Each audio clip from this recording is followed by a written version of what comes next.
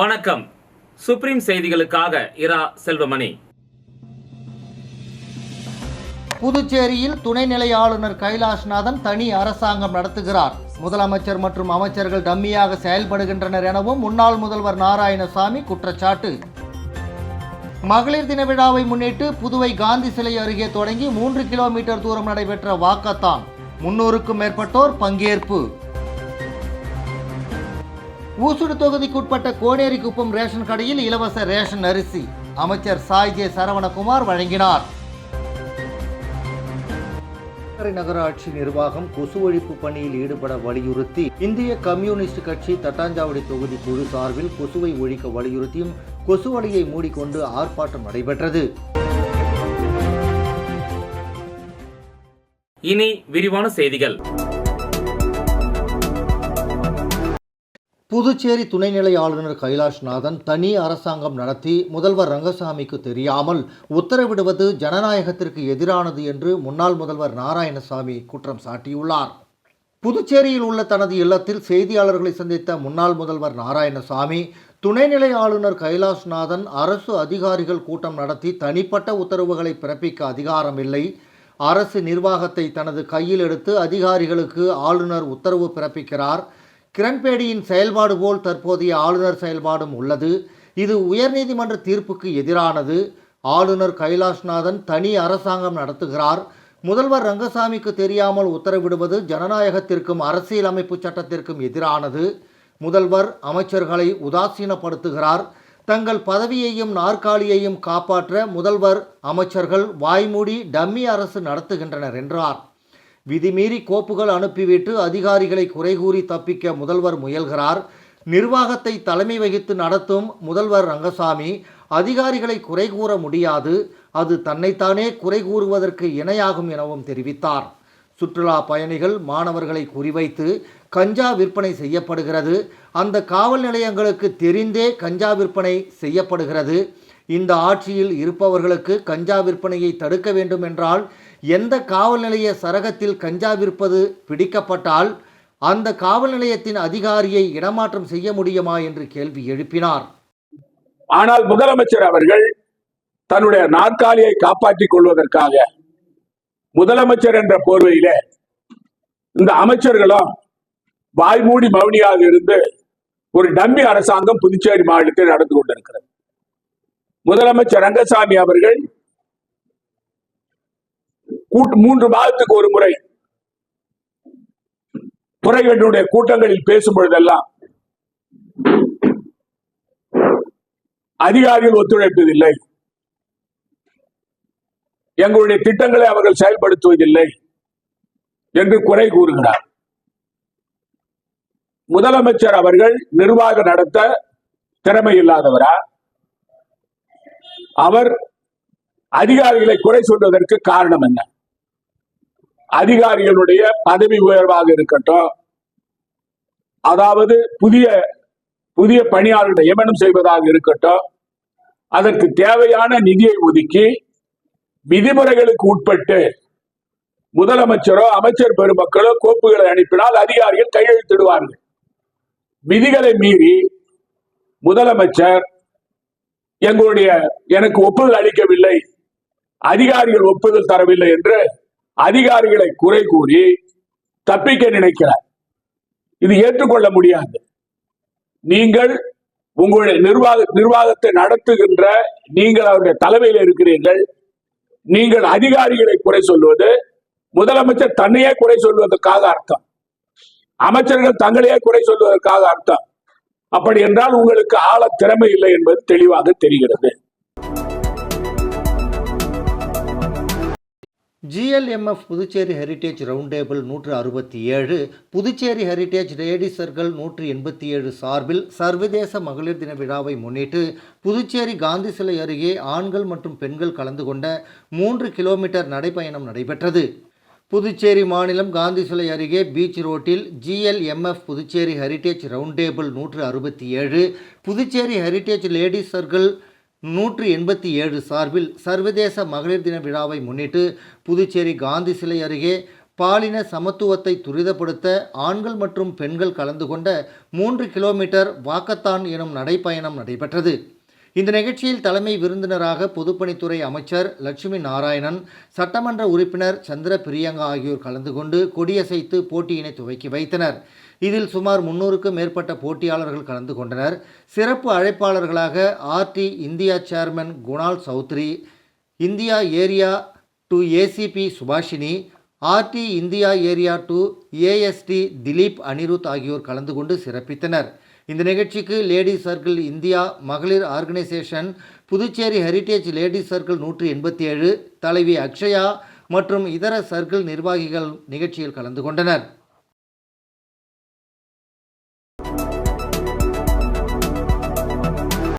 ஊசுடு சட்டமன்ற தொகுதிக்கு உட்பட்ட கோனேரிக்குப்பம் ரேஷன் கடையில் இலவச அரிசியை ஆதிதிராவிடர் நலத்துறை அமைச்சர் சாய் ஜே சரவணகுமார் பொதுமக்களுக்கு வழங்கினார்.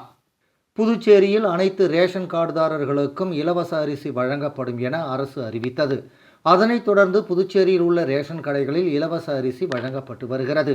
அதன்படி ஊசுடு சட்டமன்ற தொகுதிக்கு உட்பட்ட ரேஷன் கடையில் இலவச அரிசியை தொகுதியின் சட்டமன்ற உறுப்பினரும் ஆதிதிராவிடர் நலத்துறை அமைச்சருமான சாய் ஜே சரவணகுமார் கலந்து கொண்டு வழங்கி வருகிறார். அதன் ஒரு பகுதியாக கோனேரிக்குப்பம் பகுதியில் சுமார் 50 ஆண்டுகளுக்கும் மேலாக ரேஷன் கடை இல்லாததை அமைச்சரிடம் கோனேரிக்குப்பம் பகுதி பொதுமக்கள் ரேஷன் கடை வேண்டும் என்று கோரிக்கை விடுத்தனர். அதன் அடிப்படையில் அமைச்சர் சாய் ஜே சரவணகுமார் முயற்சியால் புதியதாக கோனேரிக்குப்பம் பகுதியில் ரேஷன் கடையை கொண்டு வந்து பொதுமக்களின் பயன்பாட்டிற்கு திறந்து வைத்தார். இதனைத் தொடர்ந்து பொதுமக்களுக்கு இலவச அரிசியை வழங்கி நிகழ்ச்சியை தொடங்கி வைத்தார்.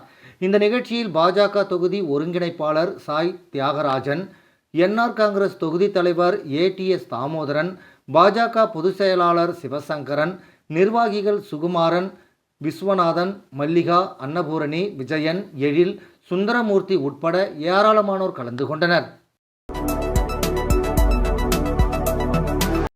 நகராட்சி நிர்வாகம் கொசு ஒழிப்பு பணியில் ஈடுபட வலியுறுத்தி இந்திய கம்யூனிஸ்ட் கட்சி தட்டாஞ்சாவடி தொகுதி குழு சார்பில் கொசுவை ஒழிக்க வலியுறுத்தியும் கொசு வலையை மூடிக்கொண்டு ஆர்ப்பாட்டம் நடைபெற்றது. உழவர்கரை நகராட்சிக்குட்பட்ட தட்டாஞ்சாவடி தொகுதியில் தனியாருக்கு சொந்தமான காலி மனைகளில் கழிவுநீர், மழைநீர் தேங்கி நின்று இதன் மூலமாக கொசு உற்பத்தி அதிக அளவில் உருவாகி உள்ளதாகவும், ஒரு சில பகுதிகளில் கழிவுநீர் வாய்க்கால் சுத்தம் செய்யாமல் இருப்பதால் இதன் மூலமாக கொசு பெருக்கம் அதிகரித்துள்ளது. இதன் மீது உழவர்கரை நகராட்சி நிர்வாகம் போர்க்கால அடிப்படையில் கொசு ஒழிப்பு பணியில் ஈடுபட வலியுறுத்தி இந்திய கம்யூனிஸ்ட் கட்சி சார்பில் கொசு வலையை மூடிக்கொண்டு ஆர்ப்பாட்டம் நடைபெற்றது. இந்த ஆர்ப்பாட்டத்தை இந்திய கம்யூனிஸ்ட் கட்சி மாநில துணை செயலாளர் சேது செல்வம் துவக்கி வைத்து பேசினார்.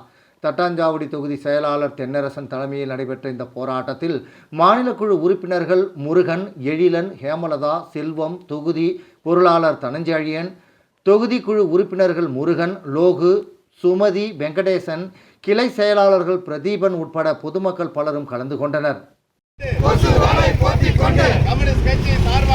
கம்யூனிஸ்ட் கட்சி சார்பாக ஆர்ப்பாட்டம் போராட்டம் விடமாட்டோம் கொசுவை ஒழிக்கும் வரை விடமாட்டோம் தூங்காதே நகராட்சியே தூங்காதே ஒழித்துவிடு கொசுவை ஒழித்துவிடு பரவுது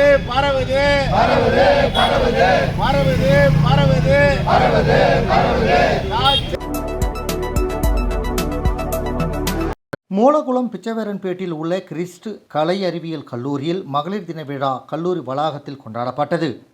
புதுவை மூலகுளம் பிச்சைவேரன்பேட்டில் உள்ள கிறிஸ்ட் கலை அறிவியல் கல்லூரியில் மகளிர் தின விழா கல்லூரி வளாகத்தில் கொண்டாடப்பட்டது. இதில் சட்டமன்ற உறுப்பினர் சந்திர பிரியங்கா முதன்மை விருந்தினராக கலந்து கொண்டார். சிறப்பு விருந்தினர்களாக கலை இயக்குனர் கலைமாமணி டாக்டர் கிருத்திகா ரவிச்சந்திரன், திருமதி கிருத்திகா முருகேசன் ஆகியோரும், கௌரவ விருந்தினர்களாக சாம்பால் கல்வி அறக்கட்டளை இயக்குனர் குமரவேல், முதல்வர் மணிகண்டன் உள்ளிட்டோரும் கலந்து கொண்டனர். மேலும் விழாவில் கல்லூரி நிர்வாகிகள், மாணவர்கள், ஊழியர்களும் கலந்து கொண்டனர்.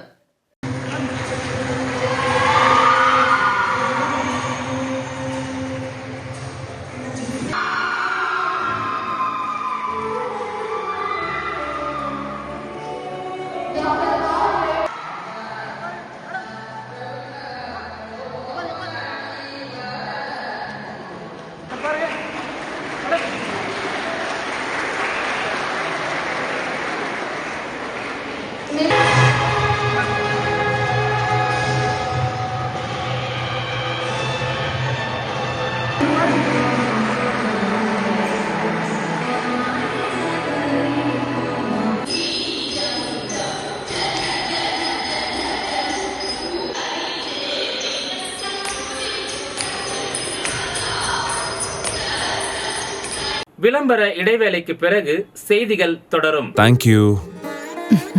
பாருப்பா, ம், பத்மா கை நிறைய புதுசா வளையல் போட்டிருக்கா.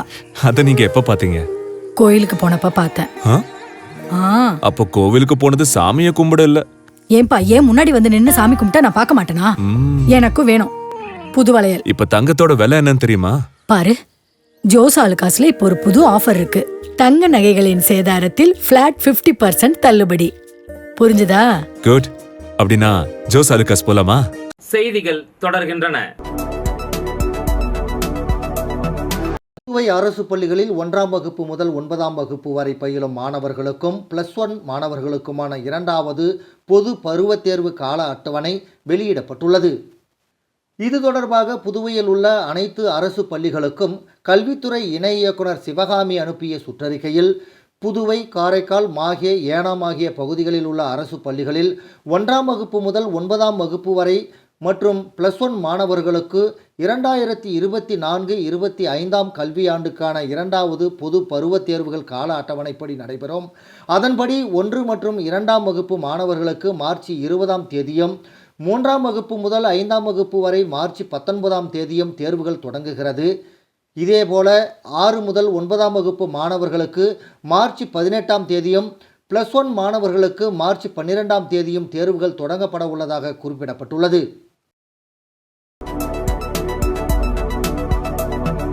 புதுச்சேரி, காரைக்கால் மற்றும் ஏனாம் பிராந்தியங்களில் நாளை தேசிய மக்கள் நீதிமன்றம் நடைபெறும் என அறிவிக்கப்பட்டுள்ளது. இதுகுறித்து புதுவை மாநில சட்டப்பணிகள் ஆணைய உறுப்பினர் செயலரும் புதுச்சேரி மாவட்ட நீதிபதியுமான அம்பிகா வெளியிட்டுள்ள செய்திக்குறிப்பில், தேசிய சட்டப்பணிகள் ஆணைய உத்தரவுப்படியும் சென்னை உயர்நீதிமன்றம் புதுவை மாநில சட்டப்பணிகள் ஆணைய வழிகாட்டுதலின்படியும் நாளை காலை 10 மணிக்கு தேசிய மக்கள் நீதிமன்றம் நடைபெற உள்ளது. தேசிய மக்கள் நீதிமன்றமானது புதுச்சேரி ஒருங்கிணைந்த நீதிமன்ற வளாகம், காரைக்கால் மாவட்ட நீதிமன்ற வளாகம் மற்றும் ஏனாம் நீதிமன்ற வளாகத்தில் நடைபெற உள்ளன. தேசிய மக்கள் நீதிமன்றத்தில் காசோலை வழக்குகள், வாகன விபத்து நஷ்டஈடு வழக்குகள், கணவன் மனைவி பிரச்சினை சம்பந்தப்பட்ட வழக்குகள், குடும்ப நீதிமன்ற வழக்குகள், சிவில் வழக்குகள் உள்ளிட்ட வழக்குகள் எடுத்துக்கொள்ளப்படும் என குறிப்பிடப்பட்டுள்ளது. சம்பளம் வழங்க வலியுறுத்தி ரொட்டிப்பால் ஊழியர்கள் ஏனாமில் ஆர்ப்பாட்டத்தில் ஈடுபட்டனர். புதுச்சேரி பிராந்தியத்தில் அரசு பள்ளிகளில் பணியாற்றி வரும் ரொட்டிப்பால் ஊழியர்கள் 1000க்கும் மேற்பட்டோர் பணிபுரிந்து வருகின்றனர். இவர்களுக்கு மாதம் ரூபாய் 18,000 சம்பளம் உயர்த்தி வழங்கப்படும் என முதலமைச்சர் ரங்கசாமி அறிவித்தார். ஆனால் இதுவரை வழங்கப்படவில்லை. உயர்த்தப்பட்ட சம்பளத்தை வழங்க வலியுறுத்தி புதுச்சேரியில் கல்வித்துறை முன்பு ஊழியர்கள் கடந்த 3 நாட்களாக தொடர் போராட்டத்தில் ஈடுபட்டு வருகின்றனர். இந்த நிலையில் புதுச்சேரி பிராந்தியமான ஏனாமில் உள்ள 45 ஊழியர்கள் கோரிக்கைகளை வலியுறுத்தி போராட்டத்தை துவங்கியுள்ளனர். அப்போது கோரிக்கைகளை வலியுறுத்தி கண்டன கோஷங்களை எழுப்பினர்.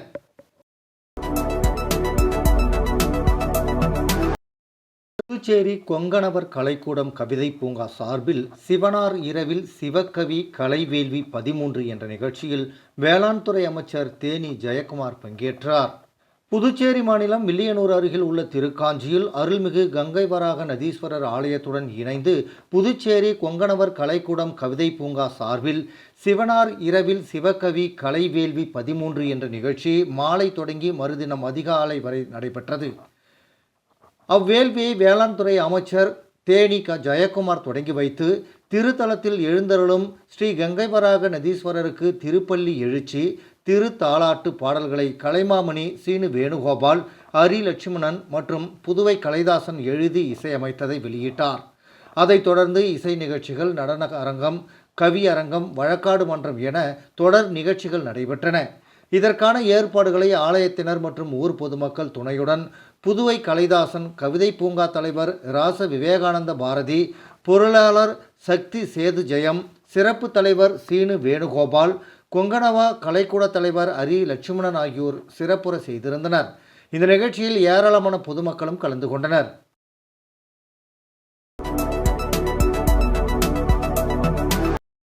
ராக் கல்வி குழுமத்தின் கீழ் இயங்கும் ராக் செவிலியர் கல்லூரியில் மகளிர் தின விழா கொண்டாட்டம் நடைபெற்றது. ராக் கல்வி குழுமத்தின் கீழ் இயங்கும் ராக் செவிலியர் கல்லூரியில் மகளிர் தின நிகழ்ச்சி வாழ்த்து பாடலுடன் தொடங்கியது. விழாவின் சிறப்பு விருந்தினராக புதுச்சேரி துணைப்பிரிவு மாஜிஸ்ட்ரேட் துணை ஆட்சியர் இஷிதா ரதி IAS கலந்து கொண்டு கல்லூரி மாணவ மாணவிகளிடையே சிறப்புரையாற்றினார். மேலும் மகளிரின் பெருமைகள் குறித்தும் மகளிர் தின விழா எதற்காக கொண்டாடப்படுகிறது என்பது பற்றியும் விரிவாக மாணவர்கள் மத்தியில் எடுத்துரைத்தார். ராக் செவிலியர் கல்லூரியின் முதல்வர் பேராசிரியை மங்கையர்கரசி வரவேற்புரை வழங்கினார். அதனைத் தொடர்ந்து சிறப்பு விருந்தினர், டீன், கல்லூரியின் முதல்வர், துணை முதல்வர் மற்றும் ஆசிரியர்கள் குத்துவிளக்கேற்றி விழாவினை தொடங்கி வைத்தனர். அதனைத் தொடர்ந்து மாணவிகள் கலந்து கொண்ட பல வகையான கலை நிகழ்ச்சிகளும் நடைபெற்றது. பின்பு விரிவுரையாளர் இசையரசி நன்றியுரை தெரிவிக்க நாட்டுப்பண் பாடலுடன் விழா முடிவடைந்தது.